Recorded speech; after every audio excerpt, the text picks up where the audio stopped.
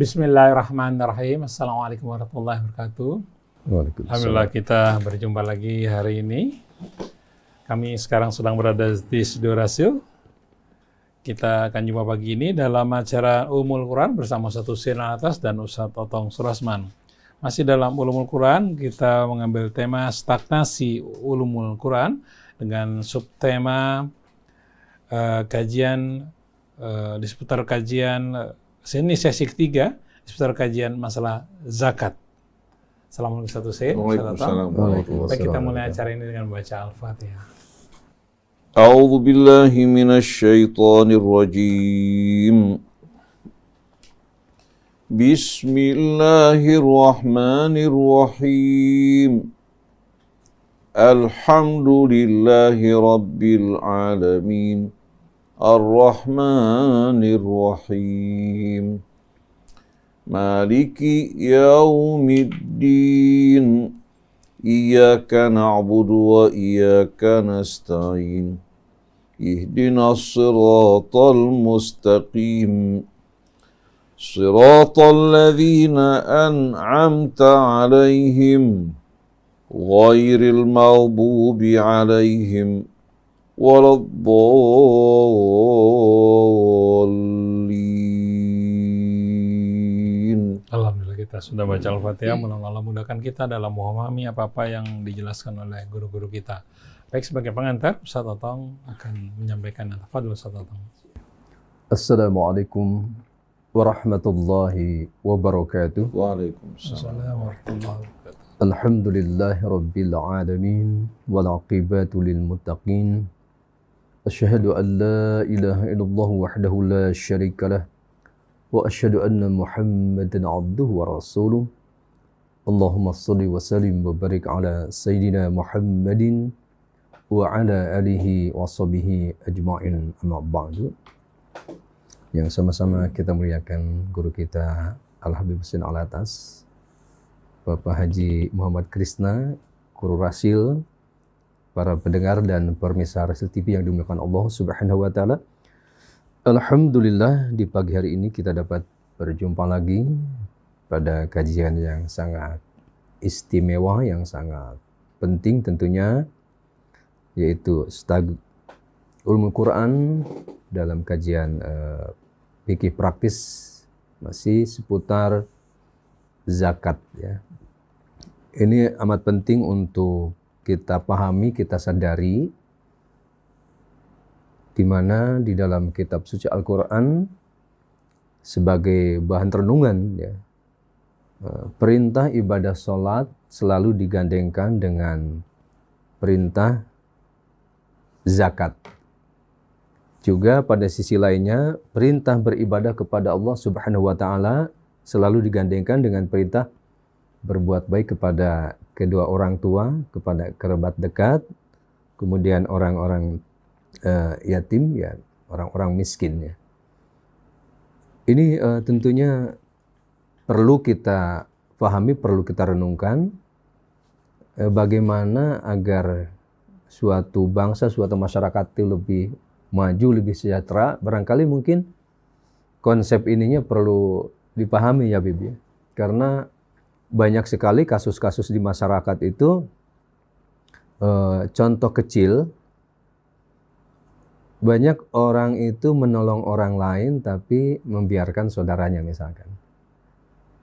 Saudaranya membutuhkan dibiarkan, tetapi orang lain yang membutuhkan dia bantu ya. Apakah dengan zakatnya misalkan atau dengan sedekahnya. Juga sisi lainnya, sempat saya diskusi dengan teman, sedikit mengeluh teman itu, kenapa ternyata di kalangan guru-guru ibtidaiyah itu gajinya 400.000. Gajinya 400.000. 400.000 cukup apa gitu ya. Ini satu sisi untuk bahan renungan. Barangkali nanti dengan dikumpulkannya zakat, sedekah segala macam itu bisa mengatasi hal-hal seperti ini gitu. Bayangkan beberapa tahun yang lalu ya, itu ada MTQ tingkat nasional, tingkat ibtidaiyah. Itu subhanallah korinya itu ya masa ya anak SD ya, tapi bacaannya sangat luar biasa gitu. Dan potensialnya itu sangat besar ya, terutama Jawa Barat ya. Itu ibtidaiyah itu sampai sekitar 14.000. Kan banyak ya. Nah, tapi sisi lainnya guru-gurunya itu ya mendapatkan gaji yang kecil. Mungkin konsep kedepannya barangkali bisa dibahas, diusulkan bagaimana supaya ada pemerataan lah gitu ya. Yang penting masyarakat itu terutama ustadznya bisa sejahtera ya. Gitu. Nah mungkin ini beberapa problem kenapa terjadi seperti ini. Nah, sementara yang telah kita bahas di zaman Rasulullah ya, dengan zakat itu semua asnaf bisa diatasi, termasuk masih ada lebihnya. Nah sementara sekarang ini sangat-sangat jomplang ya. Artinya dengan banyaknya kemiskinan ya, kebodohan itu berarti ini problem pertama itu karena memang tidak sejahtera. Nah barangkali dengan pembahasan seputar zakat ini ya bisa memberikan solusi ya terhadap problem-problem yang dihadapi oleh masyarakat. Jangan sampai tadi jomplang ya, yang kaya-kaya ya, yang miskin-miskin gitu ya. Kemudian ustadz juga misalkan kiai ada yang memang hidupnya mewah, sementara yang lainnya itu dalam keadaan kondisi yang sangat memprihatinkan. Nah, bagaimana satu sisi untuk merubah pola pikirnya gitu, bagaimana supaya mindsetnya itu bisa betul-betul mengamalkan isi kandungan Quran, yaitu perintah sholat dengan zakat, perintah beribadah kepada Allah, kemudian berbuat baik kepada kedua orang tua, juga kepada saudara-saudara dekatnya tentunya. Kalau konsep ini dijalankan, berarti sekupnya itu lebih mudah ya, setiap keluarga itu menyelesaikan masalah-masalah keluarganya. Nah, mungkin ini sebagai pengantar supaya masyarakat bisa melek ya, terutama yang para agniya ya, para pengusaha itu biar melek, biar bisa membantu ya masyarakat yang lainnya betul-betul berdasarkan ibadah kepada Allah Subhanahu wa taala. Nah, para pendengar pemirsa, lebih lanjutnya ya akan dibahas oleh guru kita Al-Habib Husain Al-Atas. Terima kasih. Assalamualaikum warahmatullahi wabarakatuh. Waalaikumsalam warahmatullahi wabarakatuh. A'udzu billahi minasy syaithanir rajim. Bismillahirrahmanirrahim. Alhamdulillah. Alhamdulillahi hamdan katsiran tayyiban mubarakan fi kama yuhibbu rabbuna wa yarda. Allahumma salli wa sallim wa barik ala abdika wa rasulika sayyidina wa nabiyyina Muhammadin wa alihi wa sahbihi wa sallim. Subhanaka la ilma lana illa ma 'allamtana innaka antal alimul hakim wa la haula wa la quwwata illa billahil aliyyil azim. Rabbana zidna ilman wa alhiqna bis salihin. Allahumma atina min indika rahmah wa 'allimna min ladunka ilman nafi'a wa anfa'na bima 'allamtana wahdi bina wahdina wahdi bina wa aslihna wa aslih bina waj'alna hudatan muhtadin wa la taj'alna dhallina mudhillina birahmatika ya arhamar rahimin. Amma ba'du. Ikhwan, akhwat, pendengar, pemirsa radio TV Silaturahim, Ustadz Otong yang menemani kita pagi hari ini, begitu pula Ustadz Muhammad Krisna Neza, seluruh kerabat kerja di studio, pada seluruh keluarga besar Rasil, kaum muslimin dan muslimat, begitu pula seluruh keluarga besar umat manusia yang merupakan anak keturunan ayah ibu yang sama, diciptakan oleh Tuhan yang sama, menjalani juga ujian dan tugas yang sama. Mari bersama-sama kita berjalan berlomba-lomba menuju Allah Subhanahu wa taala. Assalamualaikum alaikum jami'an wa rahmatullahi wabarakatuh. Islam adalah tuntunan hidup yang membimbing kita menuju kehidupan yang lebih lurus. Sebagaimana firman Allah menerangkan kitabnya, Inna hadzal Qur'an yahdi lillati hiya aqwam. Sesungguhnya kitab Al-Quran ini menuntun, membimbing kita menuju kehidupan yang lebih lurus, lebih sempurna. Aqwam juga menggambarkan kehidupan yang penuh dengan keseimbangan. Bukan hanya lurus, tapi penuh keseimbangan. Membangun keharmonian. Yang bisa melakukan hal ini hanya Allah. Kenapa? Karena Allah yang menciptakan manusia. Yang menanamkan dalam sanubari setiap manusia potensi-potensi jiwani yang ada pada mereka. Wa yubashshirul mu'minina alladzina ya'maluna as-shalihat anna lahum ajran kabira. Dan juga menyampaikan kabar gembira bagi orang-orang yang beriman kepada Allah. Bukan hanya percaya, tapi beriman, percaya, dan siap untuk menjalani apa yang diperintahkan Allah. Mengikuti tuntunan-tuntunannya. Kemudian mengerjakan amal soleh. Allah janjikan bagi mereka ganjaran yang amat besar. Jadi Islam dan ajarannya sebetulnya bertujuan untuk memperbaiki, meluruskan kehidupan kita dan mengantarkan kita menuju kebahagiaan, keberuntungan dunia dan akhirat. Oleh karena itu tidak ada satupun aspek kehidupan kita, melainkan semua ditangani, dibimbing dan diarahkan oleh Allah. Oleh karena itu Allah Subhanahu wa ta'ala menegaskan berulang kali dalam kitabnya bahwa dialah Rabbus samawati wal ardi wa ma bainahuma wa ma tahta tsara. Dia Rabb yang merawat, yang mengasuh, yang memelihara seluruh yang terdapat di langit dan di bumi. Begitu pula yang terdapat dalam perut bumi. Nah, mengingat kita sebagai khalifah Allah menjalani ujiannya, Allah Subhanahu wa ta'ala tidak akan meninggalkan kita dalam kebingungan. Maka Allah menjelaskan kepada kita apa yang harus kita lakukan dalam hidup ini.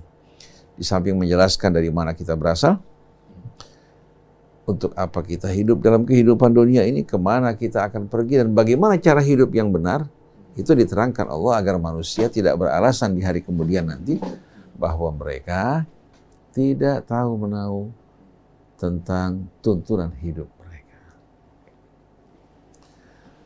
Nah, dalam kehidupan kita memiliki kebutuhan yang bermacam-macam. Ini merupakan kebutuhan yang sifatnya fitri. Di antara kebutuhan yang dibutuhkan manusia adalah mencukupi kebutuhan makan mereka, minum mereka. Betul enggak? Mereka juga memiliki tempat untuk berdiam dengan nyaman yang menaungi mereka. Kendaraan menuju pekerjaan mereka. Allah Subhanahu wa ta'ala sediakan. Sediakan apa? Semua kebutuhan manusia Allah telah sediakan, baik kebutuhan pangannya, sandangnya, papannya. Ya. Dan Allah mewajibkan hal ini atas dirinya. Wa ma min dabbatin fil ardi illa 'alallahi rizquha. Tidak ada satupun makhluk yang melata kecuali Allah telah menyiapkan rezeki. Itu menjadi tanggung jawab Allah. Kalau Allah ciptakan makhluk yang tidak menyiapkan rezekinya, berarti Allah zalim dong. Sebagaimana hewan, serangga yang kecil, Allah telah siapkan kebutuhan mereka. Sampai terkadang seseorang tidak sadar di saat dia membuang sisa makanan pada giginya jatuh ke bawah, disaksikan merupakan hidangan besar bagi semut-semut yang berkerumun mengelilinginya. Betul enggak? Kita menganggap sepele, ternyata itu merupakan hal yang dituliskan Allah bagi sekelompok semut untuk mencicipi hidangan.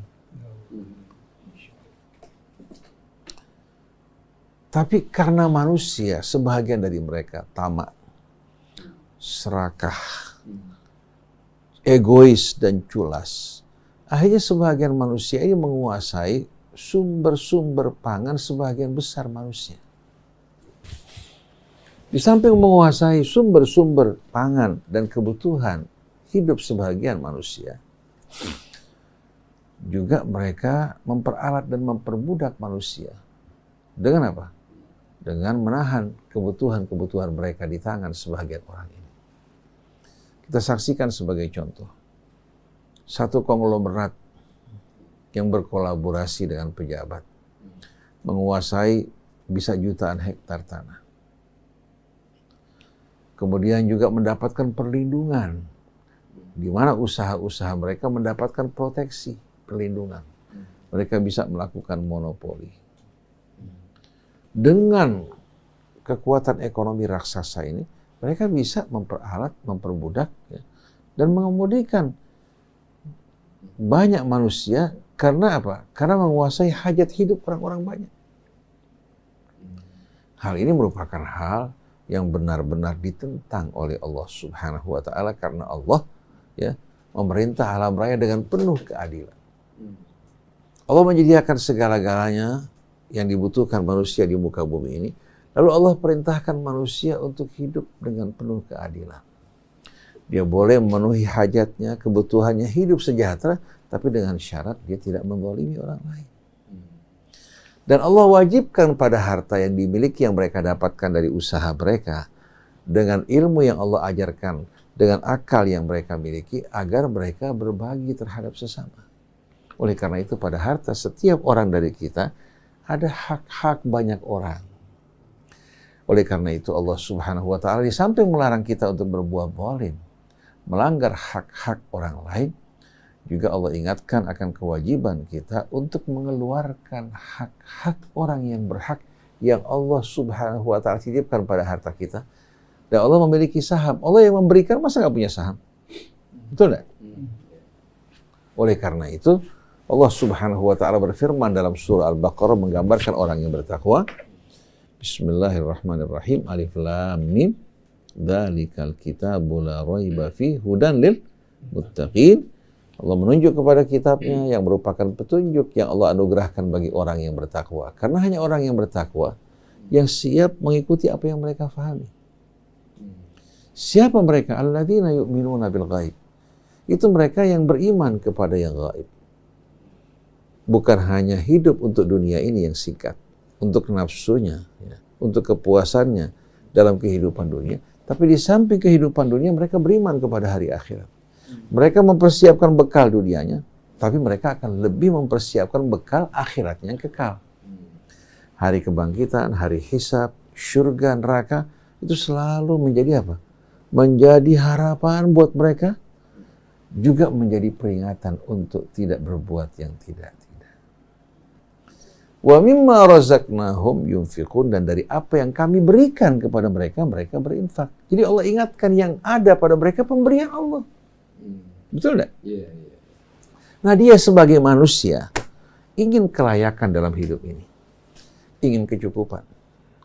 Dia mencukupi dirinya, istrinya, anaknya, juga ingin menyekolahkan mereka, ingin menyediakan tempat tinggal yang layak bagi mereka. Betul enggak? Nah, kira-kira orang lain punya keinginan yang sama apa tidak? Sama. Oleh karena itu, mengingat potensi orang berbeda-beda, ada yang memiliki kekayaan, ada yang memiliki skill, ada yang menjadi tenaga yang bekerja. Sebagai pekerja, mereka bukan alat kerja. Seperti di tengah-tengah masyarakat kapitalis, para pekerja dianggap alat kerja. Mereka mitra. Mitra yang bekerja sama bersama si kaya dengan tenaga mereka, yang punya skill dengan skill mereka, yang punya uang dengan uang mereka. Kalau masyarakat kapitalis menganggap uang itu Tuhan mereka. Oleh karena itu mereka memandang buruh sebagai alat kerja. Nggak ada bedanya dengan pacul, dengan skop, ya, dengan garpu. Itu di mata mereka begitu. Tapi dalam Islam tidak. Mereka adalah mitra. Mereka mitra yang memiliki hak juga yang harus kita perhatikan. Oleh karena itu, Allah Subhanahu wa Ta'ala di samping mewajibkan para pengusaha mengeluarkan kewajiban mereka, memberikan buruh-buruh mereka, ya, imbalan yang sesuai dengan pekerjaan mereka. Jangan membayar semurah-murahnya, kemudian menjual setinggi-tingginya untuk menimbun kekayaan dengan mengabaikan hak-hak manusia. Negara di saat mengundang investor untuk datang ke negeri, ya, ke negerinya, akan melakukan investasi, dia harus menjaga hak-hak buruhnya, jangan buruh murah yang ditawarkan. Itu namanya kezaliman. Betul enggak? Yeah. Kan mereka menawarkan buruh yang murah. Tenaga kerja yang tidak membutuhkan jaminan bermacam-macam. Kalau sakit sedikit dikasih cuma paling Panadol atau CTM. Tidak memperhatikan kesehatan mereka seperti di negara-negara yang maju dan sejahtera. Berarti kita membiarkan rakyat kita hidup dalam perbudakan.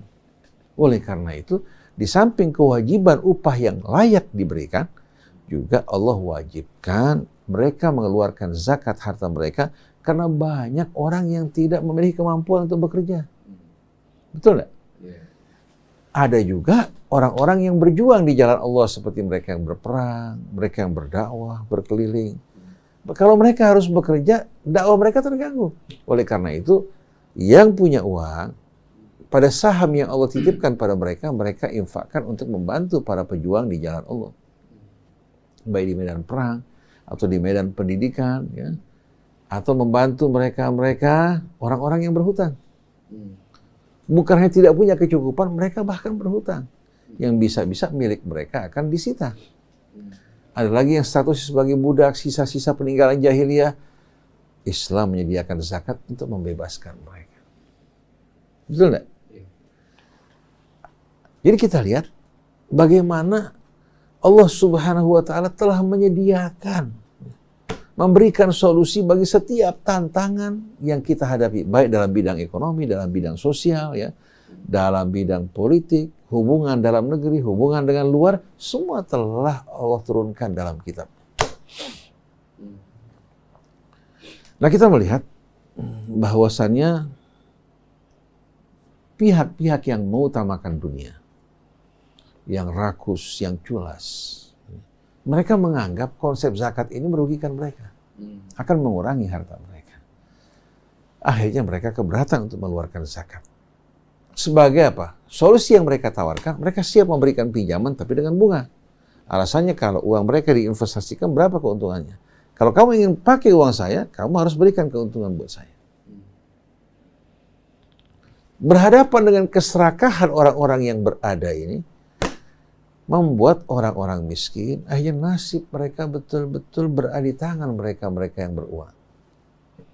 Apakah Allah tidak sediakan solusi buat mereka? Sediakan melalui zakat. Ada yang dinamakan al-qarbul hasan, in tuqridullaha qarban hasan. Baik zakat yang wajib atau zakat atau sedekah yang sifatnya sukarela. Orang-orang yang diberikan kelebihan, sebagai ungkapan syukur mereka memberikan qarbun hasan, pinjaman yang baik kepada orang-orang yang tidak mampu. Baik untuk biaya sekolah, atau biaya kesehatan kalau memang tidak ditunjang oleh negara, ya, atau untuk modal usaha dia. Dia tidak mengharapkan bunga. Dia bersyukur pada Allah dengan kelebihan yang Allah berikan padanya. Di saat orang tersebut belum mampu membayar pada waktunya, ditangguhkan. Di saat tidak mampu juga, diikhlaskan. Wa in kana dzu usratin fanadhiratun ila maisarah. Di saat dia mengalami kesulitan, tidak mampu untuk membayar, tangguhkan sampai dia mudah. Wa antasaddaqu khairul lakum in kuntum ta'lamun. Tapi kalau kalian sedekahkan, meringankan bebannya, itu akan lebih baik bagi kalian. Oleh karena itu, zakat pada masa dahulu kala mampu untuk mengeluarkan orang yang beriman dari jerat-jerat riba dan hantu-hantu riba. Dulu sahabat Nabi, sebelum mereka Islam, banyak yang terjerat oleh hutang yang cukup berat, baik kepada pemuka Quraisy waktu di Mekah, atau kepada konglomerat Zionis yang mendirikan bank-bank sebagai bankir-bankir yang memberikan pinjaman setelah menghasut kaum Ansor untuk berperang. Akhirnya membutuhkan senjata, membutuhkan biaya, ya, sampai-sampai banyak yang menggadaikan rumah mereka, ternak mereka, bahkan menggadaikan diri mereka. Apa yang Rasulullah lakukan? Datang Rasul, menyatukan hati mereka, semuanya dengan menghadapkan wajah mereka kepada Allah, kemudian mempersaudarakan mereka dalam iman. Begitu persaudaraan tumbuh di hati mereka, yang kaya nggak sayang, nggak berhitung untuk membantu yang miskin. Yang berkelebihan ikut membebaskan hutang orang-orang yang berhutang. Mereka yang merdeka diberikan kekayaan, membebaskan orang-orang yang statusnya sebagai budak. Jadi bagaimana zakat dan infak pada saat itu mampu untuk menyelesaikan problema-problema yang dihadapi oleh umat manusia. Dari mulai fuqara'ul masakin. Itu merupakan sasaran zakat. Wal amilina alaiha, mendirikan lembaga. Lembaga ini bukan lembaga hanya asal-asalan. Lembaga ini bukan hanya berdiri pada setiap tahun aja di bulan puasa, tidak. Lembaga ini bekerja untuk menginventarisir jumlah orang yang wajib zakat, jumlah orang yang menerima zakat, lalu mendistribusikan dengan cara yang benar sesuai dengan aturan Allah di tengah-tengah masyarakat. Diambil dari yang kaya, satu tempat dikembalikan kepada orang-orang fakir miskin di tempat tersebut sebelum dipindahkan ke tempat lain. Kemudian wal mu'allafati qulubuhum, yang keempat, orang-orang yang mau didekatkan hatinya ke dalam Islam biar mereka merasakan indahnya Islam. Bukan memaksa atau merayu, tidak. Bila hatinya lemah, lembut, mau berpikir mendengarkan ayat-ayat Allah yang dibacakan padanya, atau yang sudah Islam membutuhkan bantuan, kita berikan bantuan buat mereka. Kemudian wafir riqab, membebaskan orang-orang yang terjerat oleh perbudakan. Bukan Islam yang mulai perbudakan, Islam membebaskan perbudakan. Wal gharimin, membebaskan orang yang berhutang, atau memberikan pinjaman bagi orang yang butuh uang, tapi dengan qarbun hasan. Pinjaman baik dari sedekah yang wajib maupun sedekah yang sifatnya sunnah. Itu menjadi hak mereka. Kemudian wa fi sabilillahi wa ibnis sabil, juga untuk menunjang, mendukung perjuangan di jalan Allah.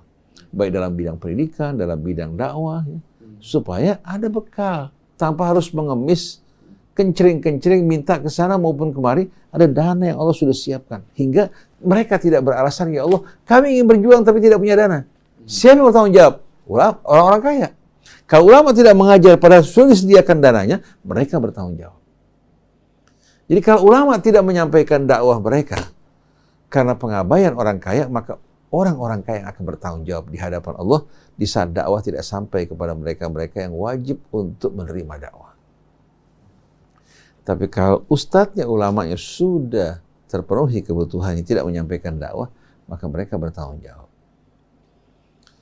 Nah, sekarang kita jumpai sebagian ustadz sejahtera, kaya raya, berlebihan.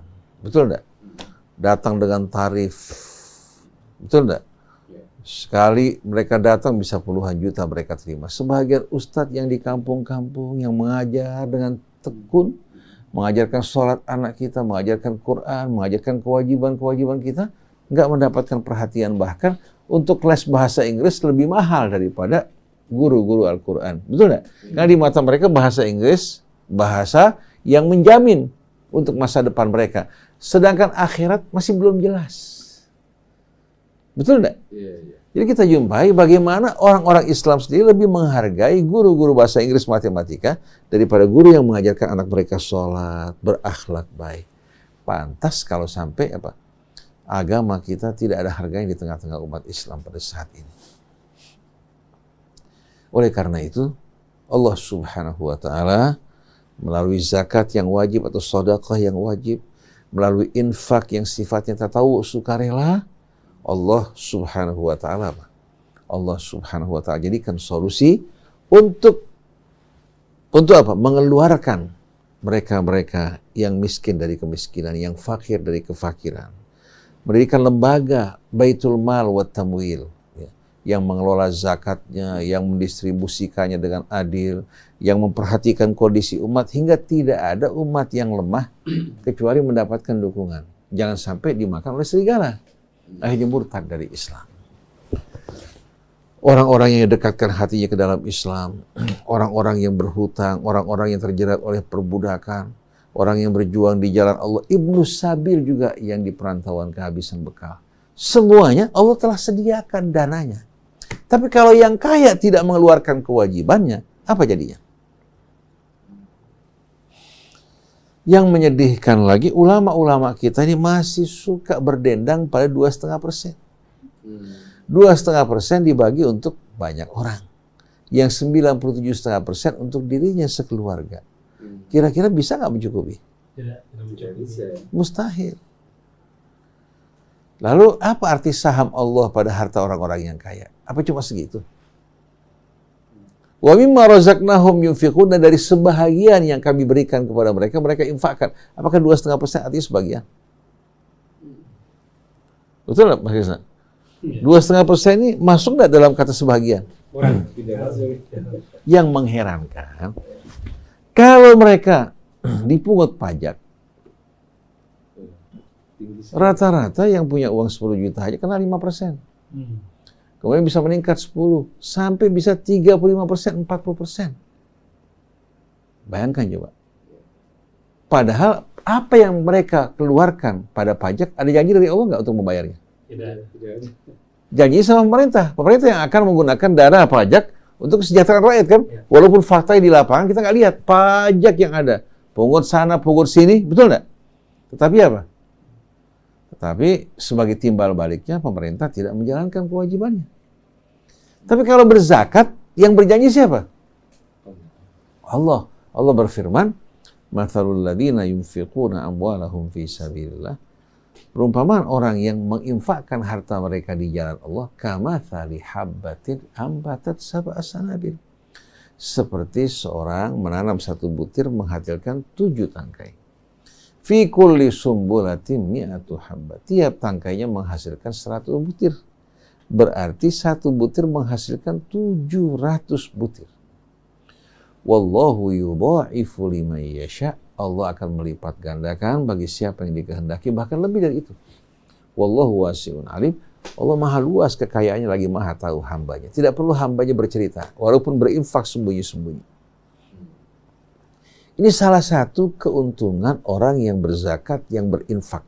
Baik yang wajib maupun yang sukarela. Jadi bukan miskin, malah bertambah. Seperti hadis yang menceritakan malaikat setiap pagi berdoa, Allahumma a'ti munfiqan khalafa wa a'ti mumsikan talafa. Ya Allah, gantikan orang yang berinfak. Gantinya bisa 700 kali lipat. Dan hancurkan hartanya orang-orang yang menahan. Kenapa umat Islam mundur? Kenapa umat Islam terbelakang? Kenapa bisa dibeli iman mereka dengan harga murah? Kenapa? Karena yang kaya, yang mampu tidak menjalankan kewajiban mereka. Akhirnya banyak ustadz sama ulama ngamen. Kenapa? Tahu ngamen nggak? Ngamen? Karena mereka tidak memiliki dana untuk menunjang kehidupan mereka dan dakwah mereka. Akhirnya mereka ngamen seperti penyanyi yang ngamen di bus.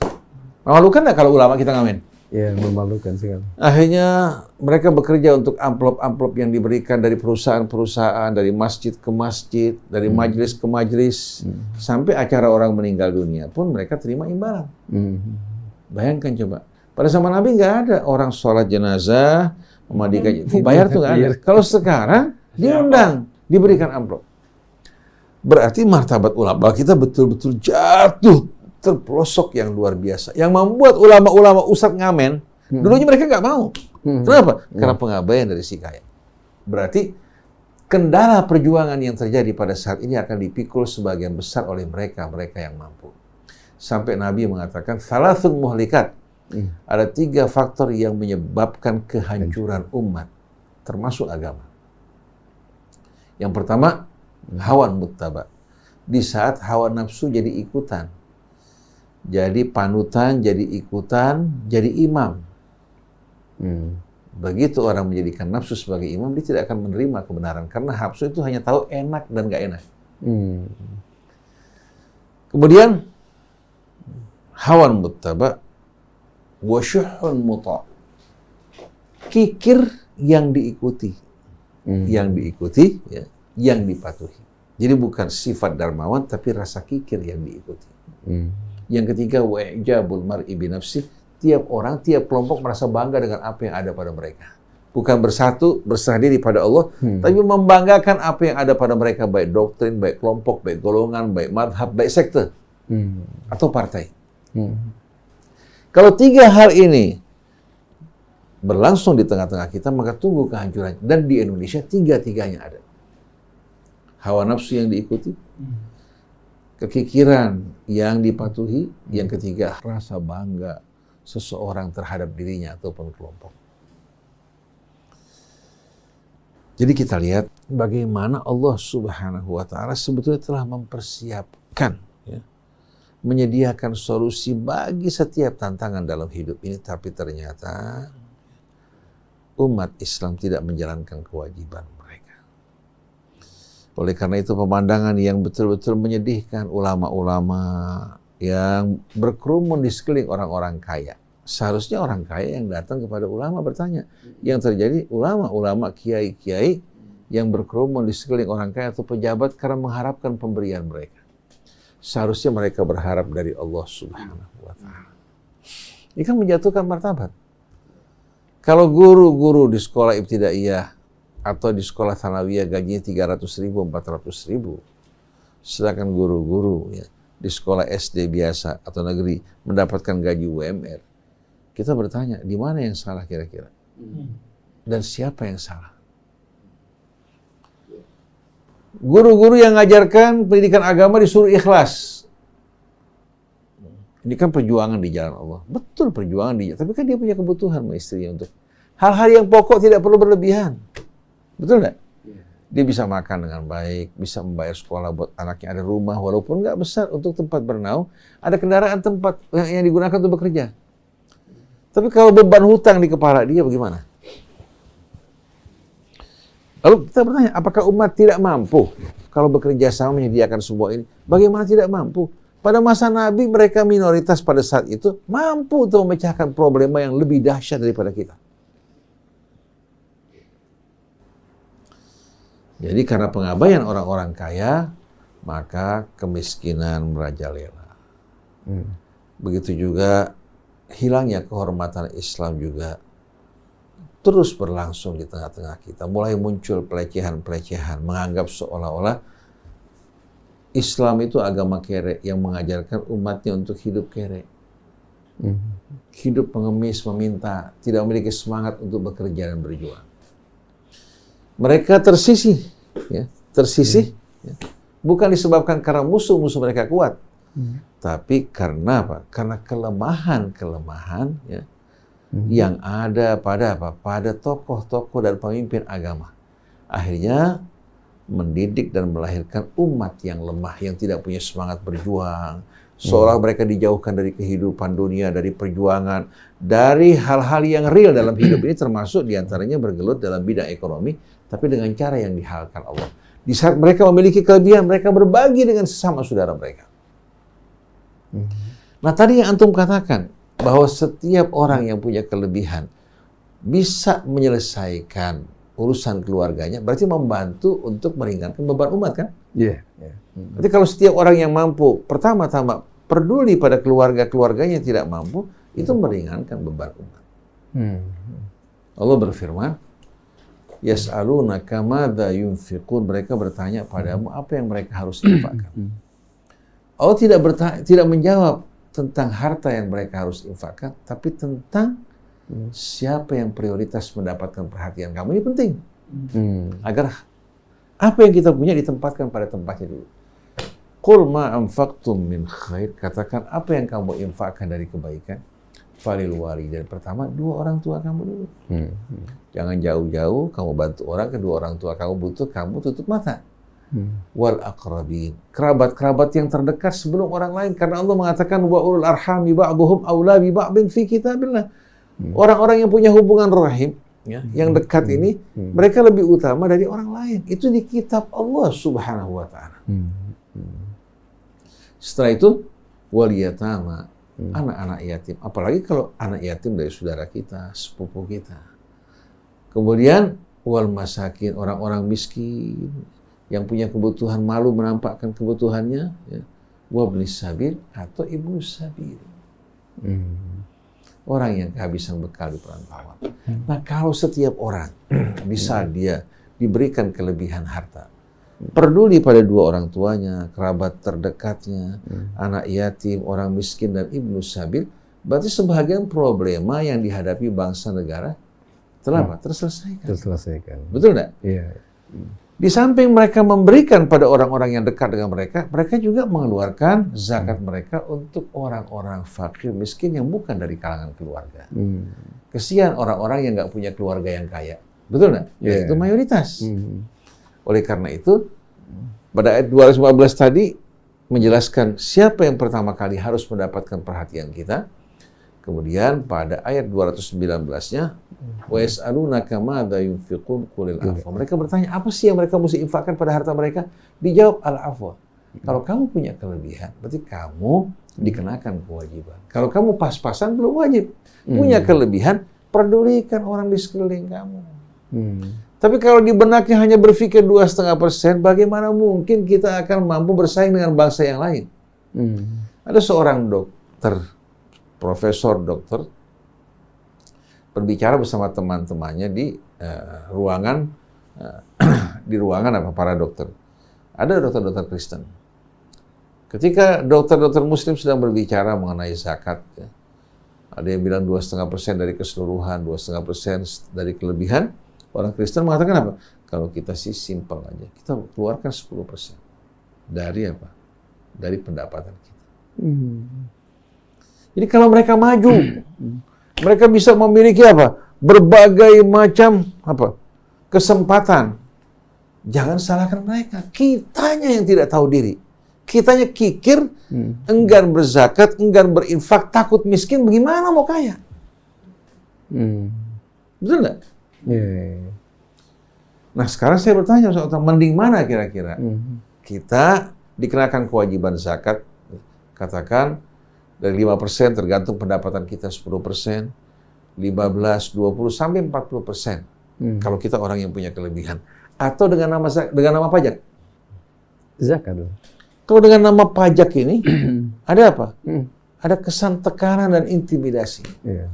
Tapi kalau dengan zakat, apa yang kita lakukan? Di samping membersihkan jiwa kita, membersihkan harta kita, dan kita mengharapkan balasan di hari akhir. Tapi kalau pajak, hubungan kita dengan pemerintah. Betul nggak? Yeah. Bisa aja mereka menyalurkan, ya, dengan jujur, bisa juga dimanfaatkan oleh para koruptor untuk memperkaya diri. Betul nggak? Atau diberikan untuk konglomerat dalam rangka apa? Memberikan modal buat mereka, dengan modal dari rakyat mereka gunakan untuk menjarah kekayaan negeri kita. Nah kita mayoritas di negeri kita ini seharusnya yang digunakan bukan unwan atau alamat pajak, tapi yang digunakan adalah zakat. Yang heran ketika mereka dipungut zakat dalam jumlah besar mereka nggak ribut, ya. Tapi kalau zakat, mereka ribut. Hanya mau keluar 2,5%. Kalau kita bilang 2,5% itu nggak ada sama sekali contohnya dalam seluruh aktivitas ekonomi. Hanya pada emas perak yang kita simpan. Mereka bilang ahli bid'ah. Jadi bid'ah itu bukan dikenakan pada orang yang melenceng ya, dari tuntunan Islam, tapi yang tidak cocok, tidak sejalan dengan apa? Dengan pandangan mereka, dengan kelompok mereka, itu yang mereka namakan bid'ah. Jadi mengherankan nggak? Kalau seandainya orang di luar Islam maju, orang-orang Buddha saja, mereka nggak sayang berinfak. Orang Yahudi tidak sayang berinfak. Orang Nasrani tidak sayang berinfak, membantu sesama mereka. Kita orang Islam yang mengaku sebagai pengikut agama yang benar, kikir, tidak yakin pada hari akhir. Maka alladzina yu'minuna bil ghaib. Kalau kita beriman kepada apa? Yang gaib, hari kebangkitan, pembalasan, ya. Pasti kita nggak sayang berinfak, apalagi kita tahu bahwa ini pemberian Allah untuk batas waktu tertentu. Kenapa sampai fikih zakat kita mengalami stagnasi? Karena umat Islam atau ulamanya tidak merujuk kepada kitab Allah, melihat maqasid asy-syariatul islamiyah, tujuan maksud dari syariat Islam. Jadi manfaat bagi seorang muzaki, seorang mutasaddiq yang bersedekah dan berzakat, yang pertama-tama Allah akan lipat gandakan hartanya, bukan hanya 10-20%, tapi 700%. Semakin banyak yang dikeluarkan, semakin banyak apa? Yang bakal diterima. Asal dia lakukan karena Allah. Ini manfaat pertama. Manfaat yang kedua, alladzina yunfiquna amwalahum fi sabilillahi thumma la yutbi'una ma anfaqu mannan wala adza lahum ajruhum inda rabbihim wala khaufun 'alaihim wala hum yahzanun. Orang yang menginfakkan harta mereka di jalan Allah. Satu, tidak diiringi infaknya dengan ungkitan dan kata-kata yang menyakitkan hati. Allah sediakan ganjaran mereka di akhirat. Di samping 700 kali lipat tadi, di akhirat Allah sediakan lagi ganjaran. Investasinya bukan hanya duniawi. Di akhirat Allah tidak sebutkan apa, tapi dia akan terima investasi dari apa yang diinfakkan, yang akan menghasilkan keuntungan yang tidak dapat dikhayalkan, dibayangkan. Ditambah lagi Allah bebaskan mereka dari ketakutan dan kesedihan. Wala khaufun alaihim wala hum yahzanun. Jadi pertama, mereka akan mendapatkan balasan 700 kali lipat di dunia. Balasan di hari akhirat. Allah bebaskan dari rasa takut dan sedih. Takut menghadapi hari depan. Sedih karena kehilangan sesuatu, itu nggak ada bagi orang-orang yang apa? Yang beriman, yang gemar berinfak, mereka hatinya akan menerima. Yang pergi kelak akan bertemu kembali. Sesuatu yang luput dari kita itulah merupakan ujian dari Allah. Di saat menerima nikmat dia tidak sombong, di saat kehilangan dia tidak berduka, bersedih, dan berputus asa. Berapa balasan yang Allah berikan buat dia? Sudah hartanya berlipat ganda, belum lagi investasi untuk akhiratnya, belum lagi terbebas dari takut, terbebas dari kesedihan. Menghadapi COVID tenang, menghadapi ancaman apapun tenang karena hatinya selalu bersama Allah. Di saat hidup di dunia, Allah jamin buat dia. Kembali ke akhirat, dia sudah punya apa? Sudah punya investasi. Betul nggak? Yeah. Tapi kalau orang yang berangkat ke akhirat tanpa bawa apa-apa, walaupun kaya di dunia, apa artinya? Dengan syarat infaknya di jalan Allah, tidak menyakiti orang yang diberi dan tidak mengungkit-ungkit. Kemudian apa? Balasan yang lain Allah sebutkan pada ayat berikutnya. Wa mathalul ladzina yunfiquna amwalahum ibtigha'a mardatillahi wa tathbitan min anfusihim kamathali jannatin birabwatin asabaha wabilun fa'atat ukulaha dhi'fain fa in lam yusibha wabilun fatal wallahu bima ta'maluna basir. Orang yang menginfakkan harta mereka dengan mengharapkan keridhaan Allah. Wa tathbitan min anfusihim. Dan dalam rangka meneguhkan iman dan keyakinan mereka serta agama mereka. Berarti infak meneguhkan, memperkuat iman dan keyakinannya. Begitu dia berinfak mendapatkan balasan dari Allah lebih baik, hatinya semakin yakin. Jiwanya semakin tentram, semakin lapang. Akhirnya mendorong dia untuk banyak-banyak berinfak karena tidak akan berkurang. Nah, kalau seandainya pendengar atau pemirsa merasa berinfak akan mengurangi hartanya, tidak perlu berinfak. Allah juga nggak butuh infak semacam ini. Tapi kalau dia yakin apa yang Allah janjikan, insya Allah hartanya tidak akan berkurang, akan bertambah. Jiwanya akan semakin damai, jauh dari ketakutan, kesedihan. Imannya akan semakin teguh. Belum lagi di hari akhirat Allah sediakan ganjaran yang bermacam-macam. Nah, orang yang berinfak di jalan Allah untuk meneguhkan imannya, seperti orang yang punya kebun di dataran tinggi. Kalau tidak terkena hujan yang lebat, dia masih menerima embun di pagi hari yang membasahi kebunnya. Hingga hasilnya berlipat-lipat ganda. Allah Maha tahu apa yang kalian, Maha melihat apa yang kalian perbuat. Kenapa kita harus takut berinfak? Orang yang berinfak ini orang yang selalu menerima peruntungan. Bahkan seandainya bukan orang yang beriman, Allah gantikan di dunia berlipat-lipat ganda. Kalau dia beriman, Allah berikan dunia dan akhirat. Mas Krisna ada satu perempuan. Saudaranya laki-laki udah Islam sama anak-anaknya. Tinggal dia yang belum Islam. Dia punya pangkalan. Hobinya sedekah. Ini yang belum Islam ini sedekah. Saudara laki-lakinya diberangkatin umroh, diberangkatin haji, anak-anaknya disekolahin. Tiap Jumat sedekahan, bagi-bagi beras buat orang kampung, bantu orang susah. Si kakak laki-laki bilang sama saudara perempuannya, Ci, kan kalau Cici itu kakak kan, Ci, masuk Islam dah. Kita ingin kumpul di dunia sama-sama, di akhirat juga sama-sama. Ci udah bantuin saya pergi haji, pergi umroh, biayain saya punya anak, bantu orang-orang di luar, sering sedekah, tinggal masuk Islam. Dia bilang, ada masanya ntar. Saya kan udah nggak pernah pergi lagi katanya ke mana? Ke tempat ibadah.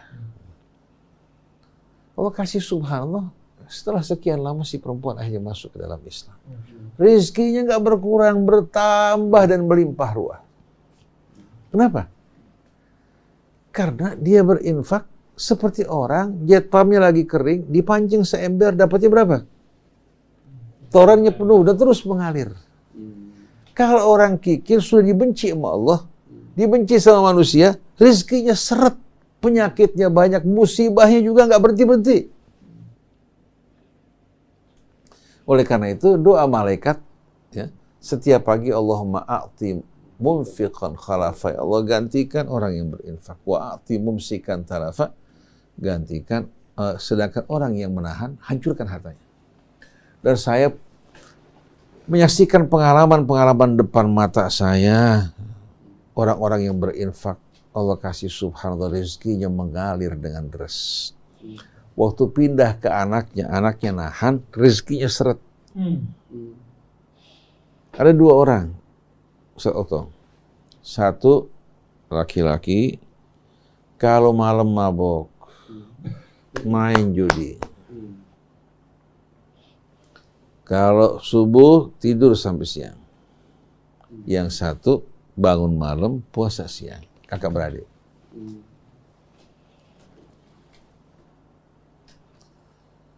Si kakak kalau usaha rezekinya seret. Yang bangun malam nih, yang puasa siang seret rezekinya. Padahal puasa siang hari, hampir sering puasa seminggu itu sering puasa. Malamnya bangun malam, ngaji, zikir, ke masjid, tapi rezekinya seret. Sedangkan yang satu ini yang kerjaannya mabok sama berjudi, kalau pagi tidur, belum bangun aja orang udah antri di rumah dia mau beli apa? Mau beli tanah dia, beli rumah dia. Padahal kalau dia gambar rumah, satu gambar bisa untuk puluhan rumah. Rumah juga modelnya nggak begitu bagus, tapi rezekinya ngalir. Yang sholat sama yang puasa bertanya, ya Allah, saya bangun rumah satu berbulan-bulan bahkan tahunan nggak laku. Saudara saya ini yang mabok, yang nggak sholat atau sholatnya nggak benar, rezekinya ngalir. Apa rahasianya ya Allah? Apa dosa saya?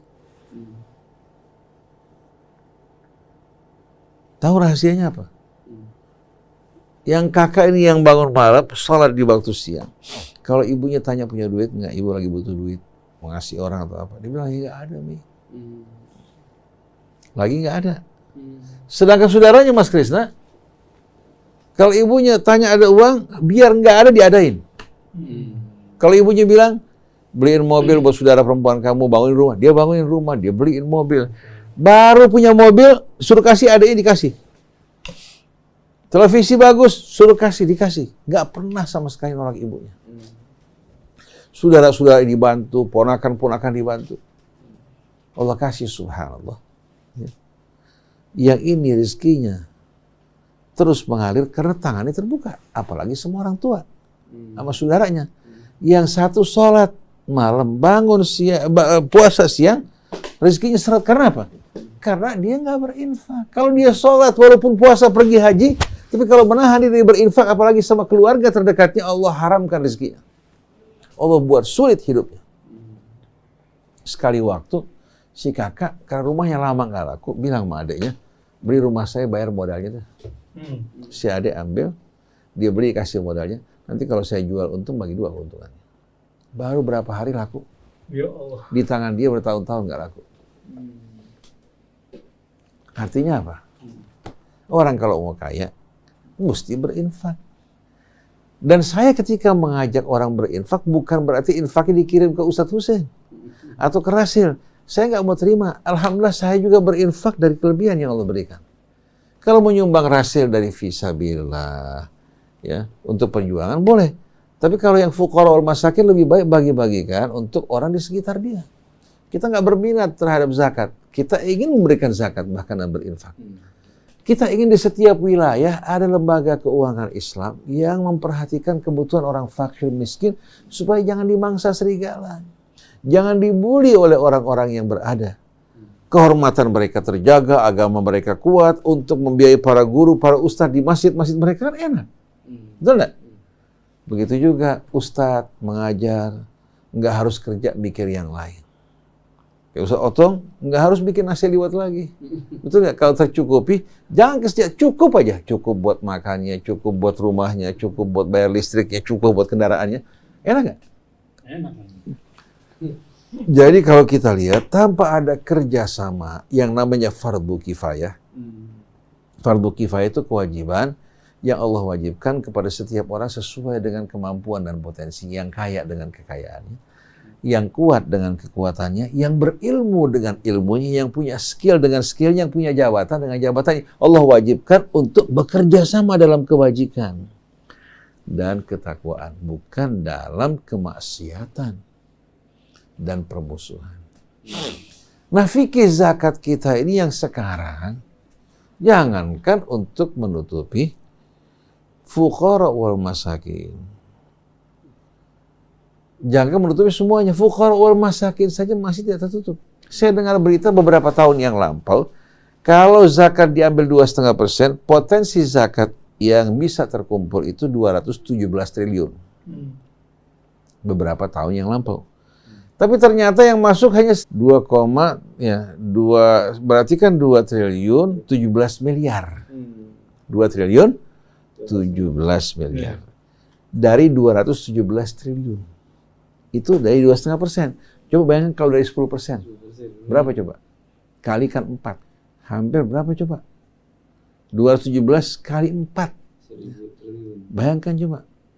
Itu kondisi umat dari sini. Berapa yang mereka akan terima? Kembali kepada umat kok. Yang nggak punya modal bisa punya modal. Ya. Yang butuh dana untuk usaha, dapat dana untuk usaha tanpa harus menerima bunga. Akhirnya karena umat Islam tidak menjalankan kewajibannya, akhirnya hantu-hantu riba berkeliaran di luar. Bank bankir juga bankir-bankir sampai bank syariatnya pun, walaupun namanya syariat, banyak mempraktekkan apa? Transaksi ribawi, walaupun bungkusannya syariat. Jadi kita mengusulkan agar fikih zakat kita dirombak ulang, disesuaikan dengan apa yang Al-Quran ajarkan kepada kita, menghadapi tantangan zaman kita sekarang ini beda sama dulu. Dulu hanya peternakan, kemudian pertanian, ya, perdagangan. Sekarang dalam bidang jasanya, dalam berbagai macam aspek termasuk pertambangannya. Hasil tambang coba lihat berapa banyak dari mulai nikelnya, emasnya, kemudian juga pertambangan seperti apa, timahnya, ya, dan berbagai macam hasil tambang. Itu kalau seandainya dipungut zakatnya, kalau hasil tambang kan 20%.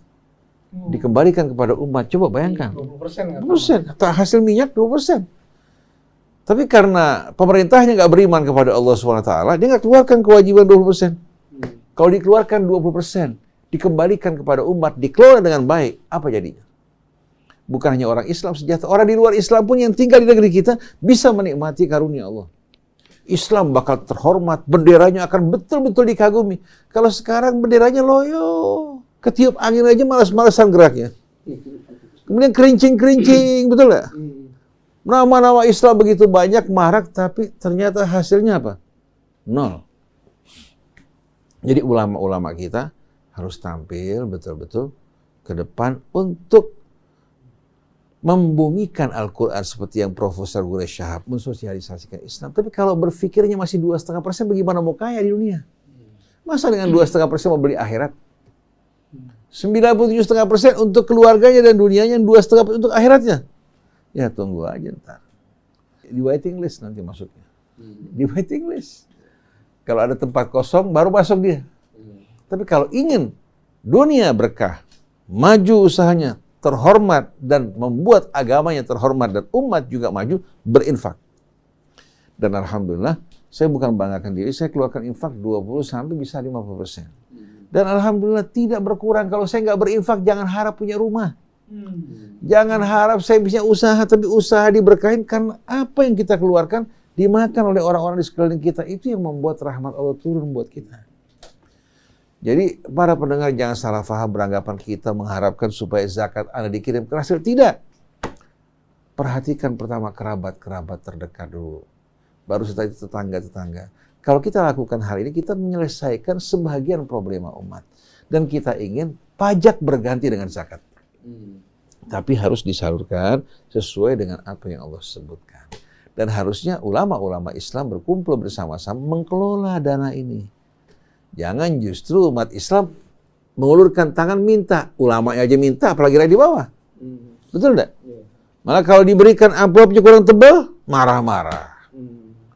Akhirnya banyak akal-akalan. Sengaja uangnya cuma sedikit, dikasih bungkusan koran dimasukin di amplop. Begitu pulang ke rumah, dia kaget luar biasa. Jauh-jauh datang cuma dikasih 100.000. Kalau orang nggak mampu kasih 100.000, mulai besok nggak mau datang lagi. Jadi dakwahnya bukan karena Allah Subhanahu Wa Taala. Betul nggak?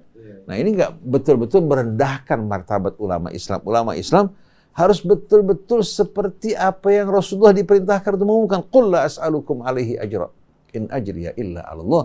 Saya nggak minta upah dari kalian, upah saya di tangan Allah, saya kerja untuk Allah kok. Betul enggak? Cuma menjadi penyampai risalah Allah kepada umat. Kalau kita laksanakan dengan baik, insya Allah rezeki bakal datang. Tapi kalau ulamanya berpikir dia wajib menerima, tidak wajib mengeluarkan, bahaya. Karena saya jumpai banyak ulama merasa dia punya hak menerima, tapi nggak wajib berinfak. Jadi akhirnya dia menimbun untuk dirinya, dia hidup berlebih-lebihan, sedangkan dia tidak punya kewajiban atau tidak punya tanggung jawab untuk berinfak membantu sesamanya. Jadi kalau bulan Ramadan atau musim zakat, jarang kedengaran ustadz yang ngeluarin zakat. Malah terima zakat dari sana-sini. Betul nggak? Terima. Waktu musim korban juga kulkasnya, freezernya penuh. Sampai ada yang bilang, sampai 2 bulan, 3 bulan, daging korban masih ada. Padahal rakyat di sekeliling nggak dapat apa-apa. Ini bukan kita mencemoohkan ustadz. Karena ustadz yang soleh, ulama yang soleh nggak mungkin begini. Ini berarti apa? Orang-orang yang memperdagangkan agama dengan harga yang murah. Wal'iyadzubillah. Mudah-mudahan Allah berikan hidayah kepada ulama kita. Berikan keberanian juga untuk menjelaskan yang hak. Karena untuk menjelaskan zakat ini ulama banyak yang dimusuhin. Yang musuhin orang-orang kaya. Nanti takut kalau sampai nggak nerima bahagian. Jangan takut. Jangan berharap dari si kaya. Yang diberikan si kaya, sisa makanan dia. Yang jatuh dari meja itu yang diberikan untuk kalian. Tapi kalau yang Allah berikan buat kalian, itulah kekayaan yang sebenarnya. Demikianlah ikhwan akhwat yang dirahmati Allah. Subhanakallahumma wa bihamdik. Asyhadu an la ilaha illa anta astaghfiruka wa atubu ilaik wal afu minkum. Wassalamualaikum warahmatullahi wabarakatuh. Waalaikumsalam warahmatullahi wabarakatuh. Alhamdulillah. Terima kasih Ustaz Hussein, Ustaz Otong. Demikian Yohana Nawat. Kajian dengan subtema di seputar masalah zakat dari Ulumul Quran. Baik, kita jumpa lagi pekan depan. Saya Muhammad Krishna, Neza, kemudian Sulaiman juga siapa lagi nih? Anis Mualim, mohon pamit. Wabillahi taufiq wal hidayah. Assalamualaikum warahmatullahi wabarakatuh. Waalaikumsalam.